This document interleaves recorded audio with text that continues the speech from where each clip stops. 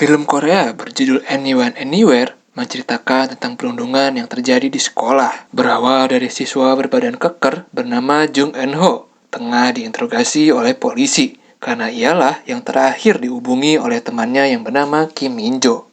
Saat jam pelajaran penjas, Kim Min-jo diminta teman-temannya untuk menjadi kiper.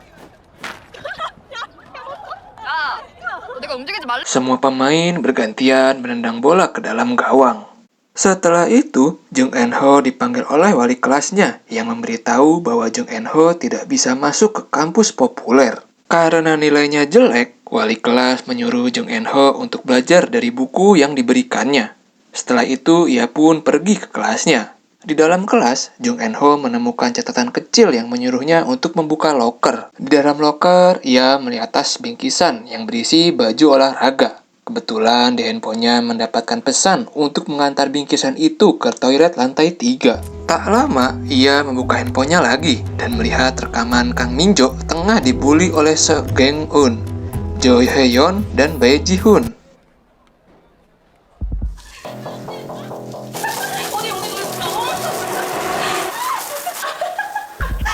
Mereka semua menyiram Min-jo dengan selang. Min-jo semakin tak berdaya ketika teman-temannya menyiram air selokan. Eun-ho pun langsung pergi ke lantai 3 dan tak sengaja berpapasan dengan geng Eun dan komplotannya, membuat mereka cemburu karena Eun-ho menolong Min-jo. Setelah menyimpan baju di depan toilet, Eun-ho pun menunggu Min-jo keluar.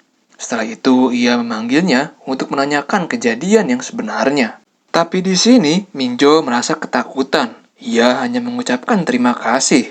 Keesokan harinya, Eun-ho mendapatkan pesan yang menyuruhnya pergi ke rooftop. Sesampainya di rooftop, ia melihat pintu yang dikunci dari luar. Setelah membukanya, ternyata di situ ada Min-jo yang terkurung. Eun-ho menghampiri Min-jo dan memberikan handphonenya yang disimpan sembarangan. Min-jo menanyakan kenapa Eun-ho bisa tahu dirinya dikurung di rooftop. Tapi Eun-ho tidak menjawabnya dan memilih untuk pergi ke kantin. Saat tengah makan, lagi-lagi ia mendapatkan pesan yang menyuruhnya pergi ke aula. Hari demi hari, Eun-ho selalu mendapatkan pesan dari seseorang anonim untuk membantu Min-jo. Ia pun mengecek satu persatu HP milik temannya.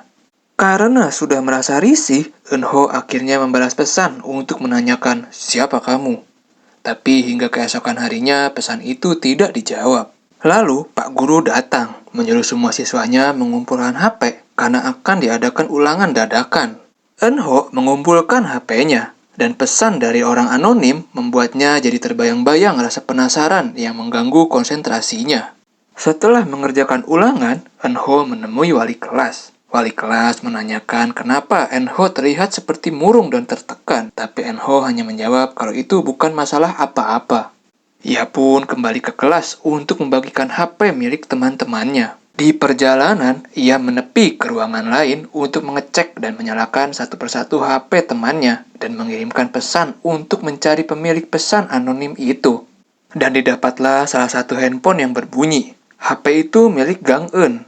Eun-ho merasa tenang karena ia sudah tahu siapa pemilik pesan anonim yang membuatnya terganggu. Sepulang sekolah, Eun-ho lagi-lagi mendapatkan pesan misterius. Saat Eun-ho membalikan badan, langsung saja Gang Eun bersembunyi di balik mobil box. Eun-ho mencoba untuk memancingnya. Gang Eun merasa kehilangan jejak.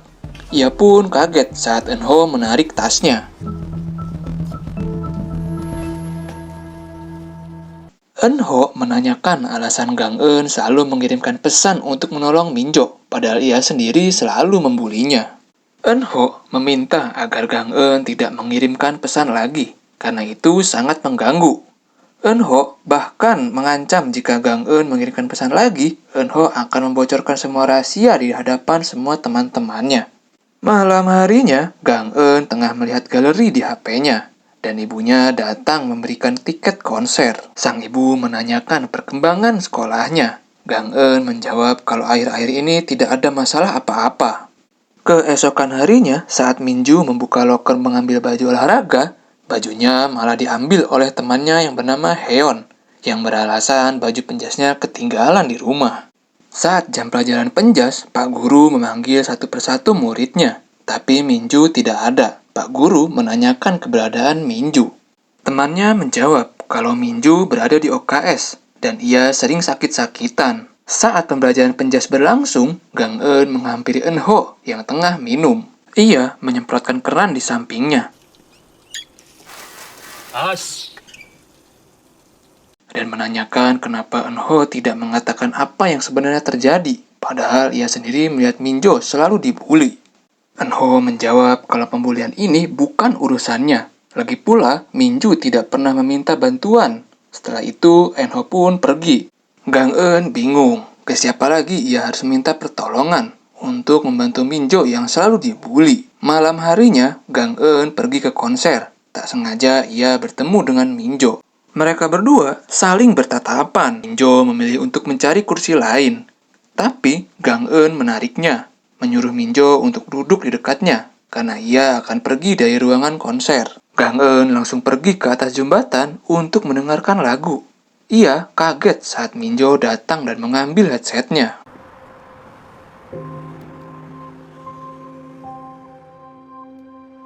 Minjo mengatakan kalau dirinya sudah tahu bahwa Gang Eun hanya ikut-ikutan membuli dirinya dan menanyakan apa alasan Gang Eun berada di circle para pembuli.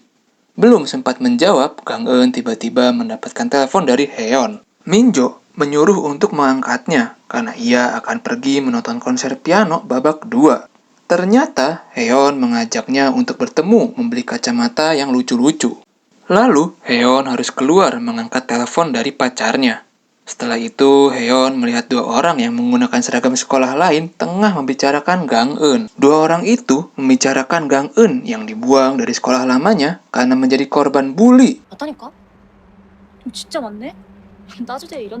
Tentu informasi itu membuat Heon menyebarkan ke grup pembuli. Dan Jiun menyuruh Gang Eun menyimpan udut ke dalam tas Minjo yang dimana hari ini adalah hari ulang tahunnya. Heon berdiri dari kursinya untuk memaksa Gang Eun membawakan tas Minjo. Eun-ho mendengar percakapan dan perilaku geng pembuli. Heon terkejut saat melihat pesan rahasia di dalam tas dan mencari Minjo. Gang Eun meminta geng pembuli itu untuk tidak berlebihan membuli Minjo. Tapi Heon yang terlanjur emosi, ia marah karena Gang Eun selalu menghalang-halangi pembulian. Sesampainya geng pembuli di ruang piano, Jiun dan Yoi menutup korden. Minjo mencoba untuk mengambil tasnya, tapi ia tertahan. Heon pun mengeluarkan isi tasnya.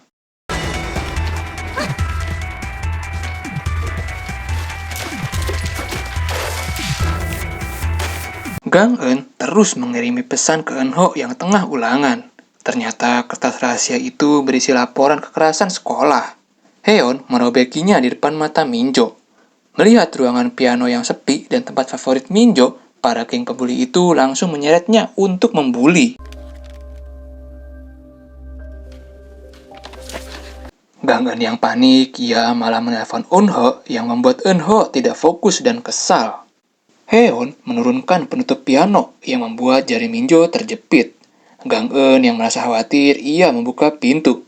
Bukan untuk menolongnya, tapi hanya untuk menonton Minjo yang jarinya terus dijepit oleh penutup piano. Dengan bahagia, para pembuli memotret ekspresi Minjo yang menangis. Heon mendorong kepala Minjo. Ia meminta agar Minjo tidak membalaskan dendamnya. Karena jika membalas, Heon akan membuli yang lebih brutal lagi. Lalu, Heon pergi dari ruangan piano untuk mengancam Gang Eun, yang mana kalau menolong Minjo, Gang Eun akan menjadi korban selanjutnya. Gang Eun hanya diam saja. Ia masuk ke dalam untuk membantu Minjo. Gang Eun meminta agar Minjo tetap bertahan dan sabar menghadapi penderitaan ini, karena sebentar lagi kita semua akan lulus dari SMA Songjin. Malam harinya, Eun-ho dan Gang Eun dihampiri oleh seorang wartawan bernama Yongjae dari media Shinwo. Ia memberikan kartu namanya agar dapat menghubunginya suatu hari nanti. Setelah itu, Eun-ho dan Gang Eun pulang. Eun-ho melihat Gang Eun yang merenung di atas jembatan, mengira Gang Eun akan mengakhiri hidupnya seperti Minjo. Dengan cepat, Eun-ho mencegahnya. Lalu, mereka berdua menyesal karena tidak bisa menahan Minjo lompat dari rooftop sekolah. Gang Eun menanyakan alasan Eun-ho telat mencegah kejadian itu, padahal ia berada di dalam kelas yang sama. Sebelum kejadian, Eun-ho melihat gelagat aneh dari Minjo. Ia mengajaknya untuk memasuki ke ruangan kelas lain. Saat di perjalanan, Minju meminta izin untuk menyimpan nomor HP milik Inho. Setelah diberikan, mereka berdua pergi ke kelas lain. Hingga malam harinya saat tengah di swalayan, Eunho mendapatkan telepon dari Minju. Tapi malah ia abaikan, memilih untuk memakan mie. Eunho mencoba untuk menelponnya kembali, tapi tidak diangkat oleh Minju. Di tempat yang berbeda, Gang Eun mendapatkan telepon dari Heon, tapi ia memilih untuk menolaknya. Tanpa disadari, geng pembuli itu berada di sekitarnya dan langsung membara Gang Eun ke lapangan untuk membulinya secara brutal karena sudah membela Minjo dengan mengatakan kepada media bahwa teman-temannya sudah membuli Minjo dan memilih untuk mengakhiri hidupnya. 그동안 놀아준 정이 있는데. Heon mengambil HP milik Gang Eun untuk menghapus semua foto bukti pembulian.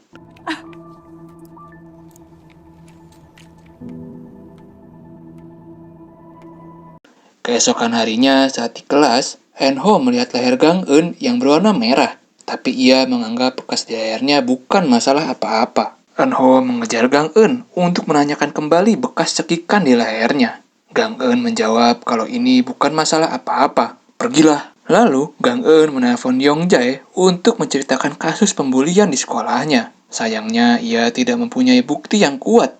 Menjadi sulit untuk diviralkan. Saat Minjo memutuskan mengakhiri hidupnya, ia mendatangi kelas malam hari dan berdiri di ujung rooftop.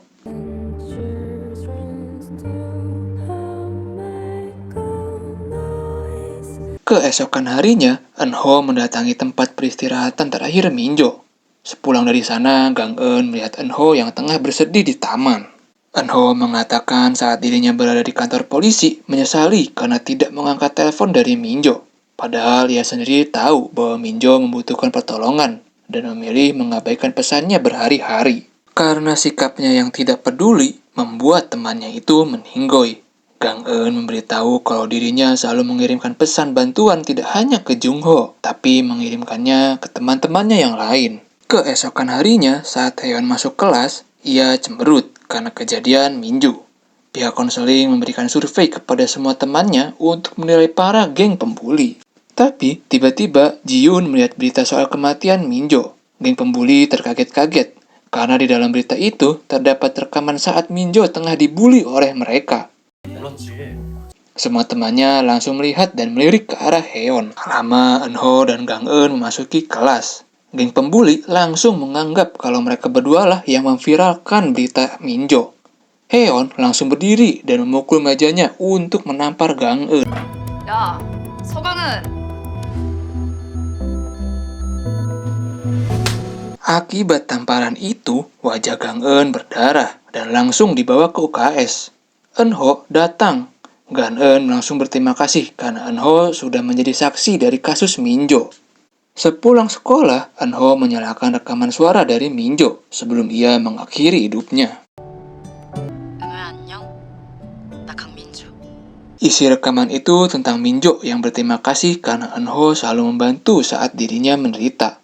Mendengar rekaman suara itu pun Eunho menjadi sedih. Dan film pun tamat.